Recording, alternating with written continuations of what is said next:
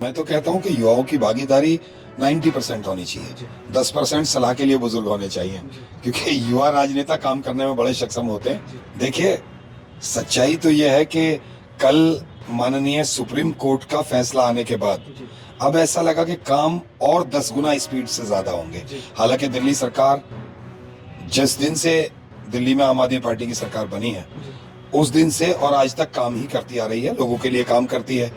लेकिन अगर लगन सच्ची हो और ईमानदारी आपके अंदर है तो सब कुछ सफल हो जाता है। और मेरी सफलता के पीछे तो सबसे बड़ा तो अरविंद केजरीवाल जी का हाथ है, दूसरे मेरे इलाके की आवाम का हाथ है कि इलाके की आवाम ने मुझे अपना कीमती वोट ना दिया होता तो आज मैं यहाँ ना बैठा होता।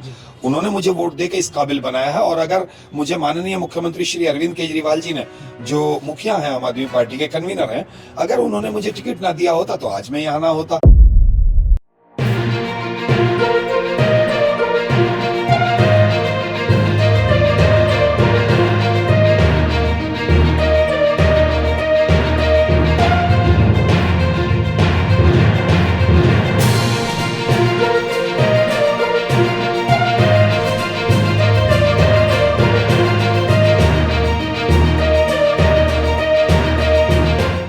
नमस्कार, बहुत स्वागत है आपका राजनीति.com पर और मैं हूं केशव मोहन मिश्रा। लगातार आपको हम उन तमाम ऐसी शख्सियतों से मिलाने की कोशिश कर रहे हैं जिन्होंने समाज के बीच अपनी एक विशेष पहचान बनाई है और राजनीतिक पदों पर आज वो समाज के बीच अपनी सेवा दे रहे हैं। आज के उस विशेष पेशकश में हमारे साथ सीलमपुर विधानसभा से विधायक अब्दुल रहमान मौजूद हैं। इनसे बातचीत करेंगे और जानेंगे कि आखिरकार इस वक्त जो वर्तमान की राजनीति चल रही है उसका परिदृश्य क्या है। इनके जीवन के संघर्ष और सफलता पर भी हम चर्चा करेंगे। सर, आपका बहुत स्वागत है राजनीति.com पर। हम राजनीति.com की शुरुआत कर रहे हैं, कैसे देखते हैं? आपकी शुभकामनाएं बहुत आप अच्छी बात है, शुभ हो आपको, आप तरक्की करें, ज़्यादा से ज़्यादा चले आपका चैनल। शुभकामनाएं दी जा सकती हैं स्टार्टिंग के लिए। बहुत धन्यवाद आपका कि आपकी शुभकामनाएं हमको मिली हैं। सर, आप विधायक हैं सीलमपुर विधानसभा क्षेत्र के। लंबे समय से आप ज़मीन पर जुड़े रहे हैं। लोग आपको ज़मीन से जुड़ा हुआ विधायक मानते हैं। कभी आप स्कूटी उठा के क्षेत्र में जनता के बीच चले जाते हैं, तो थोड़ा मैं आपसे समझने की कोशिश करूँगा कि कैसे आप ये सब चीज़ें करते हैं। नहीं, स्कूटी का भी यूज़ मैं बहुत कम करता हूँ, बल्कि पैदल ज़्यादा घूमता हूँ। सर, कैसे रहता है, कैसे आप लोगों के बीच पहुँचते हैं, क्या आपकी दिनचर्या रहती है? कहीं भी कोई भी फ़ोन करके बुला ले, उन्हीं के जिताने की वजह से मैं विधायक बना हूँ। अगर वो वोट नहीं देते तो मैं विधायक कैसे बन जाता? तो मैं उनकी अमानत हूँ, उनके लिए एक खादिम के तौर पे हूँ। जहाँ वो मुझे याद करते हैं मैं पहुँच जाता हूँ। जी। सर, अगर हम राजनीति की बात करें तो राजनीति में जहाँ युवा हों वो आजकल बढ़ चढ़ के हिस्सा ले रहे हैं। आपको क्या लगता है कि कितनी भागीदारी आज के समय में राजनीति में युवाओं की होनी चाहिए? मैं तो कहता हूँ कि युवाओं की भागीदारी 90% होनी चाहिए। 10% सलाह के लिए बुजुर्ग होने चाहिए, क्योंकि युवा राजनेता काम करने में बड़े सक्षम होते हैं और यूथ को आगे आना चाहिए हर फील्ड में। कैसे सर, समाज में अगर हम बात करें, समानता की बात होती है, जहां महिलाओं को समान अवसर देने की बात हो, आपको क्या लग रहा है कि वर्तमान के परिवेश में महिलाओं को समान अवसर मिल पा रहे हैं और किस दिशा में आपके क्या सुझाव हैं? हमारी पार्टी की जहाँ तक मैं बात करूँ तो समानता दी हुई है, बिल्कुल 50% भागीदारी औरतों की है। जी। सर, दिल्ली सरकार की अगर हम बात करें तो दिल्ली सरकार लगातार कामकाज कर रही है। आपको क्या लगता है कि कितना और भी आप विधायक हैं, आपको क्या लगता है कि और कुछ ऐसे काम हैं जिनको होने की ज़रूरत है, इम्प्रूवमेंट की ज़रूरत है आपके विधानसभा क्षेत्र में जो आप कर पा रहे हैं?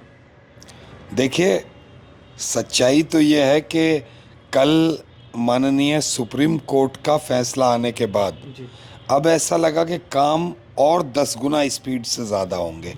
हालांकि दिल्ली सरकार, जिस दिन से दिल्ली में आम आदमी पार्टी की सरकार बनी है, उस दिन से और आज तक काम ही करती आ रही है, लोगों के लिए काम करती है। लेकिन अब माननीय सुप्रीम कोर्ट का फैसला जब से जनता के हित में आया है और माननीय सुप्रीम कोर्ट ने कहा है कि ये फैसले जनता की चुनी हुई सरकार लेगी, तब से लगता है कि अब 10 गुना ज़्यादा गति काम लेंगे, तरक्याती काम और ज़्यादा काम दिल्ली में होंगे। सर, सकारात्मकता कितनी ज़रूरत है? आपको क्या लगता है कि अगर पॉजिटिव राजनीति की जाए तो उससे समाज में कितने परिवर्तन आ सकेंगे और आप इसको कैसे देखते हैं? जहाँ तक आम आदमी पार्टी की बात है तो आम आदमी पार्टी पॉजिटिव ही राजनीति करती है, बल्कि सच्चाई तो यह है कि आम आदमी पार्टी तो जहाँ तक राजनीति की बात करें तो राजनीति तो करती ही नहीं है, बल्कि वो तो लोगों के लिए सिर्फ काम करने में विश्वास रखती है। और पहले दिन से आज तक मैं तो समझता हूँ कि अरविंद जी ने सिर्फ ये ठान के रखा हुआ है कि दिल्ली के लोगों को और दिल्ली के लोगों के लिए तरक्याती काम करने हैं और दिल्ली को साफ, सुंदर और स्वच्छ कैसे बनाना है उस पर काम कर रहे हैं, ताकि और मुझे लगता है कि बहुत जल्द दिल्ली दुनिया के टॉप शहरों में से एक होगा। सर, आपका लंबा राजनीतिक जीवन रहा है, आपसे मैं समझने की कोशिश करूंगा कि कितना ज़रूरी है समाज में, हमने पॉजिटिव राजनीति की बात करी है, आने वाले समय में आपको क्या लगता है कि इन मुद्दों पर और काम होना चाहिए? एज ए विधायक आपको लगता है कि ये काम मैं कर लूँगा तो मुझे लगता है कि अच्छा परिवर्तन हो सकेगा?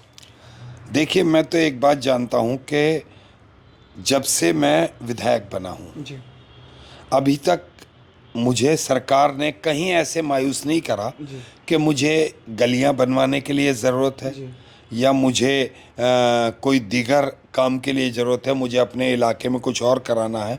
तो जिस काम के लिए ज़रूरत पड़ी सरकार ने मेरी मदद की है, माननीय मुख्यमंत्री जी ने मदद की है और कंटिन्यू तरक्याती काम इलाके में चल रहे हैं।